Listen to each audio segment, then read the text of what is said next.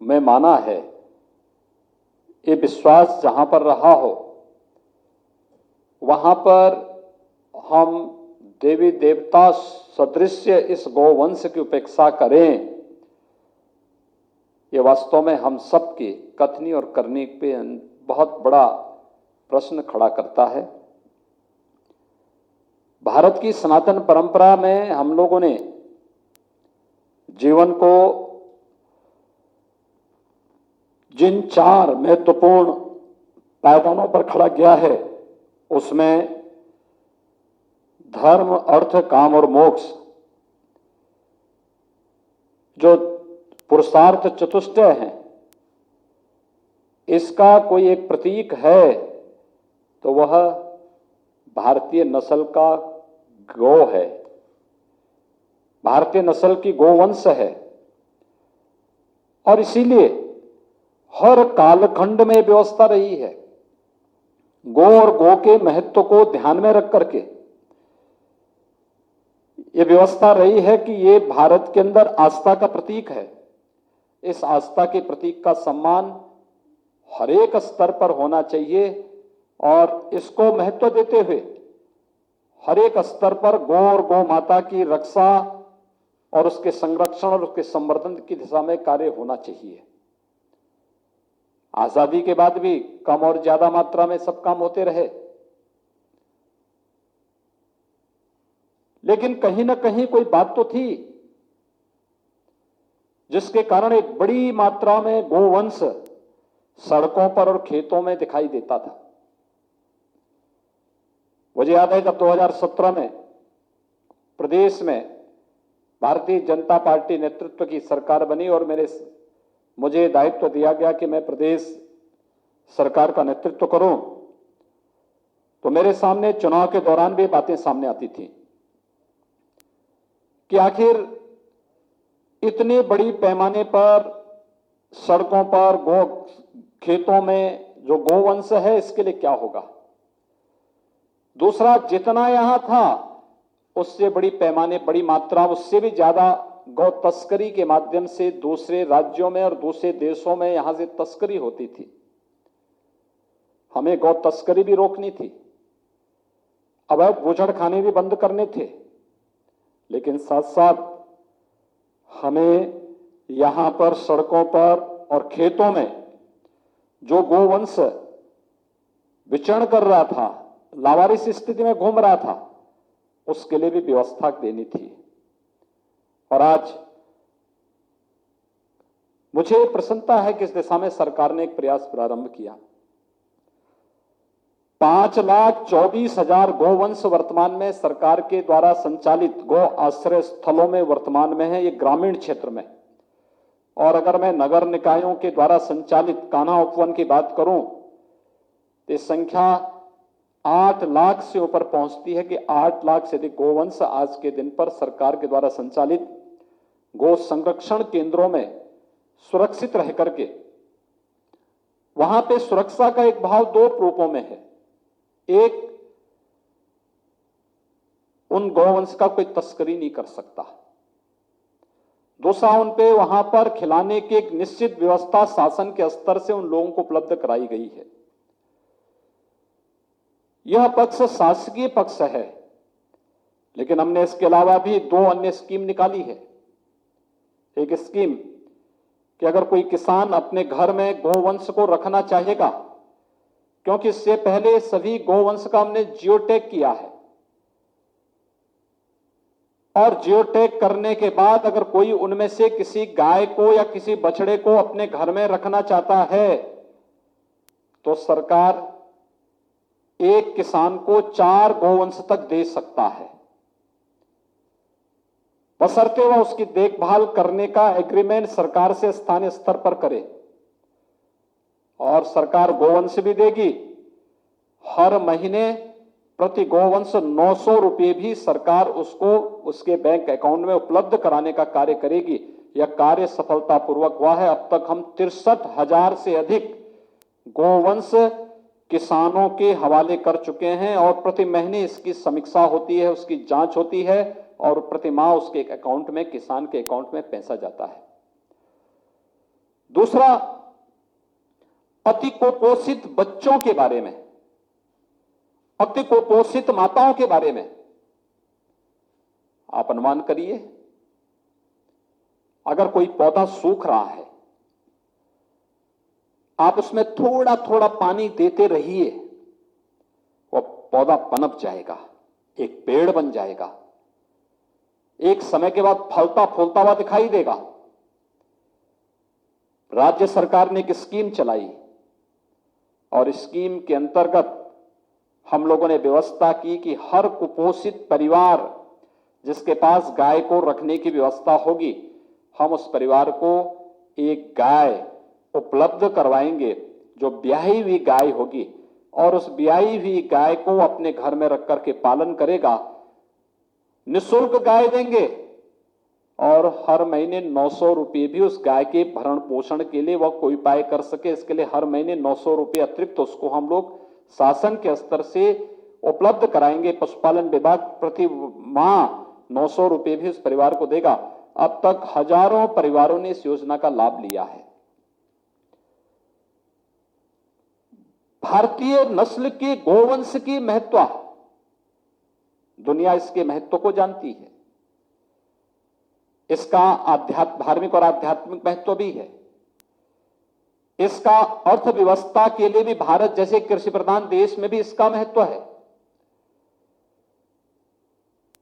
अपनी कामनाओं की सिद्धि के लिए कोई भी कर्मकांड ऐसा नहीं है जो बगैर गौ माता के संपन्न हो सकता हो, और अंतिम यात्रा भी बिना गौ माता के नहीं निकलती है जीवन की। यानी धर्म, अर्थ, काम और मोक्ष, ये जीवन के चारों पुरुषार्थों में अगर कोई महत्वपूर्ण भूमिका का निर्वहन करती है तो बगैर गौ माता के ये संभव नहीं हो सकता। आज भी आप देखते होंगे पूजा होती है घरों में,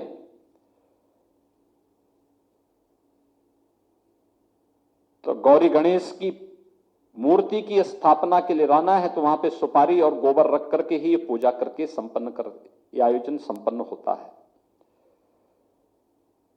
घरों में सफाई के लिए सबसे अच्छा उपयुक्त माध्यम क्या माना जाता था? गोबर से लीप करके, पुताई करके जब हम लोग करते थे तो सबसे शुद्ध माना जाता था। इस सब के बावजूद दो चीजें देखने को मिली। एक, हमने इस पक्ष को क्या छोड़ा कि अनेक प्रकार की बीमारियां सामने आनी शुरू हुई। दूसरा, वैश्विक मंच पर भारत की प्रतिष्ठा को धक्का लगा। उत्तर प्रदेश राज्य दुनिया के अंदर किसी भी देश की तुलना में ज्यादा दुग्ध उत्पादन करता है, लेकिन ये दुग्ध की मांग दुनिया की मार्केट में इसलिए नहीं क्योंकि यहां पे खुरपका मुंहपका रोग अभी है। हम आभारी हैं प्रधानमंत्री मोदी जी के, जिन्होंने लगभग 14,000 करोड़ रुपए की लागत की एक बड़ी योजना लागू की है, जिसमें हर गोवंश के खुरपका मुंहपका रोग को सदैव के लिए समाप्त करने के लिए कार्रवाई हो, और इस दिशा में एक व्यापक कार्यक्रम वर्तमान में चल रहा है। उत्तर प्रदेश में वर्तमान में हर दिन 5 लाख से अधिक गोवंश को और अन्य ऐसे पशुओं को जिन्हें खुरपका मुंहपका की बीमारी की संभावना रहती है, इन सब पर टीकाकरण की कार्रवाई प्रतिदिन चल रही है और जियोटेक उसके साथ किया जा रहा है। जियोटेक के माध्यम से हम पता लगा सकते हैं कौन सी गाय पे टीकाकरण हुआ है, कौन सी पे नहीं हुआ है। एक बड़ा कार्यक्रम इसके माध्यम से चल रहा है। दूसरा, जहां ये कार्यक्रम चला वहीं भारतीय नस्ल के गोवंश की नस्ल सुधार की दिशा में भी एक बड़ा कार्यक्रम आगे हम लोगों ने लिया है, और इसके लिए हम लोगों ने बुंदेलखंड क्षेत्र को पहले चरण में लिया है। अगर यही भारतीय नस्ल का गोवंश जो भी 100 ग्राम, 150 ग्राम, 200 ग्राम दूध देता है, यही गोवंश 3 किलो, 4 किलो, 5 किलो तक दूध देने लग जाएगा तो कोई भी लाभार्थी इसे सड़कों पे नहीं छोड़ेगा। ये वहीं पे अपने घरों में रख करके इसकी सेवा करेगा, दूध भी पिएगा और साथ साथ गोबर और गोमय से मिलने गोमूत्र से बनने वाले उन औषधीय गुणों का लाभ भी ले पाएगा। कुछ नए प्रयोग प्रारंभ हुए हैं। एक जो जीरो बजट खेती की नई कॉन्सेप्ट आई है, इस मामले में हम लोगों ने बुंदेलखंड क्षेत्र को कहा है, किसी एक जनपद को पहली बार बिना किसी केमिकल और फर्टिलाइजर के गो आधारित खेती के लिए आप उसका चयन करिए। हम उसका 2 बार प्रशिक्षण दे चुके हैं। हर एक कृषि विज्ञान केंद्र को, प्रदेश के अंदर 89 कृषि विज्ञान केंद्र हैं और प्रत्येक कृषि विज्ञान केंद्र को इस बात के लिए कहा गया है कि वह अपने यहां कम से कम एक गांव को गौ आधारित खेती के लिए तैयार करें, जिसमें कोई केमिकल नहीं, कोई फर्टिलाइजर नहीं, केवल गो जीवामृत के माध्यम से कैसे हम अत्याधुनिक खेती को आगे बढ़ा सकते हैं। गंगा के किनारे तटवर्ती क्षेत्रों में गौ आधारित खेती को प्रोत्साहित करने के लिए बजट में उसका प्रावधान किया गया है। गंगा के तटवर्ती क्षेत्रों में जो किसान अपने खेतों में बागवानी लगाएगा, उसे 3 वर्ष तक हम लोग एक निश्चित धनराशि उपलब्ध कराएंगे, बशर्ते वह अपनी बागवानी का माध्यम गो आधारित बनाए। ये सरकार के द्वारा दिए जाने वाले प्रोत्साहन है। लगातार इस पर एक नई योजनाएं सरकार लेकर के आ रही है और उन योजनाओं से लाभ उनको उपलब्ध कराने का कार्य जहां हो रहा है, वहीं एक नई तकनीक को लेकर के उस जगह जो कार्य प्रारंभ हुआ है, खासतौर पर गाय के गोबर से सीएनजी बनाने की कार्रवाई। आपने देखा होगा जब हम लोगों ने, प्रधानमंत्री मोदी जी ने प्रधानमंत्री उज्ज्वला योजना में हर गरीब के घर तक रसोई गैस के सिलेंडर भरवाए, उपलब्ध करवाए, तो स्वाभाविक रूप से यह नारी गरिमा का सम्मान है, बीमारियों से बचाव का भी एक माध्यम है। लेकिन आने वाले समय में अभी जो सिलेंडर का एक पैसा उन्हें भरना पड़ता है हर महीने रिफिल करने के लिए, अगर गांव के लोग 2 गाय भी पाल लें और किसी परिवार के पास 2 गाय है, ये मान के चलिए कि 2 गाय उस परिवार के ईंधन की, यानी एलपीजी के सिलेंडर में जितना उनका रसोई गैस खर्च होता है, उसकी आपूर्ति गाय का गोबर ही उन्हें उपलब्ध करा के दे देगा। एक नया हम लोग तकनीक लेकर के आने जा रहे हैं और हर गांव में हम लोग एक बड़ा गोबर गैस प्लांट लगा करके फिर मीथेन और सीएनजी को अलग अलग करने की एक नई तकनीक को विकसित करते हुए सिलेंडर में उसे रिफिल करने की जो तैयारी हो रही है, ऊर्जा के क्षेत्र में एक नई क्रांति का यह माध्यम बनेगा। और जो उसके बाद गोबर बचेगा, यह बेहतरीन कंपोस्ट के रूप में गो आधारित खेती की उपजाऊपन को बनाए रखने में भी ये बहुत कारगर साबित हो सकता है। गो आधारित खेती जल की कमी को भी दूर करेगा। आप देखते होंगे बहुत सारी जगह जल का, भूगर्भीय जल का इतना दोहन हुआ है कि वहां पर लगातार इस बात की शिकायत आती है कि वहां पे वे डार्क जोन हो गए हैं। लेकिन जब आप केमिकल और फर्टिलाइजर डालते हैं तो स्वाभाविक रूप से उतनी मात्रा में आपको पानी भी डालना पड़ता है। लेकिन जब गाय का गोबर या गौ आधारित खेती से, जीवाश्म के माध्यम से आप जब उस कार्यक्रम को आगे बढ़ाते हैं, किसी खेती के कार्यक्रम को आगे बढ़ाते हैं, तो पानी की मात्रा भी खेती के लिए उतनी ही कम आवश्यकता पड़ती है। और ये कार्यक्रम निरंतर आगे बढ़ाने की कार्रवाई आगे चल रही है। मुझे बहुत प्रसन्नता है कि सौरभ जी ने अलग अलग पक्षों को लेकर के बड़ी श्रद्धा के साथ, बड़े सम्मान के साथ और एक पूरी तन्मयता के साथ उन्होंने इस गोलोक की ओर इस पुस्तक के संकलन की कार्रवाई को आगे बढ़ाया है। ये दुरूह कार्य था, हम सबकी आस्था है, लेकिन इतना बड़ा बृहद संकलन हम लोग नहीं कर पाते। उस कार्य को उन्होंने किया। करने के बाद भी वे मेरे पास आए 4 महीने पहले। उन्होंने कहा कि मैंने एक पुस्तक लिखी है, इसका विमोचन होना है, वर्चुअली हो जाए या कैसे हो जाए। वो तो उसी दिन चाहते थे। मैंने कहा भी नहीं, ऐसे नहीं हो सकता है। आप आज ही आए हैं और एक पुस्तक है, मैं एक बार देखूं, और गायक पर आधारित है। इसको जो प्रचार मिलना चाहिए, उस प्रचार का जो एक जिसकी वो हकदार है, पुस्तक भी और आप भी जिसके हकदार हैं, और उसको सम्मान मिलना चाहिए। मैं भी सोचता था, वो बीच में एक बार फिर आए, मैं भी सोचता था कैसे होगा, कैसे इसको करा पाएंगे। और मैं धन्यवाद दूंगा सूचना विभाग को भी कि इन्होंने सौरभ जी के साथ, श्री नवनीत सहगल जी को और उनकी पूरी टीम को, कि उन्होंने इस पूरे कार्यक्रम को ध्यान में रख करके गोपाष्टमी के एक दिन पहले